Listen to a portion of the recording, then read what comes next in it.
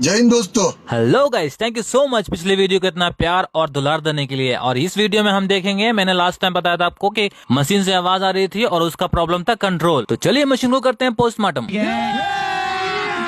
अभी मजा आएगा ना भिड़ो। तो ये रहा मशीन का नया पीसीबी प्रिंटेड सर्किट बोर्ड जिसे बोलते हैं। तो यहाँ पे मैंने इसको लगा दिया। तो लास्ट वीडियो में मैंने आपको बताया था कि इसका प्रॉब्लम है कंट्रोल का, जो कि बीच में रुक करके और आवाज आता है। कभी कभी अगर पानी का होज नीचे होता है तो ऐसा प्रॉब्लम आता है। ये रहा दो स्क्रू लगा के मैंने मशीन को कर दिया स्टार्ट। तो स्टार्ट करने के बाद हमने किया प्रोग्राम चेक। प्रोग्राम परफेक्ट चल रहा था, एवरीथिंग फाइन, मजा आया। If you like my video please like, comment and follow.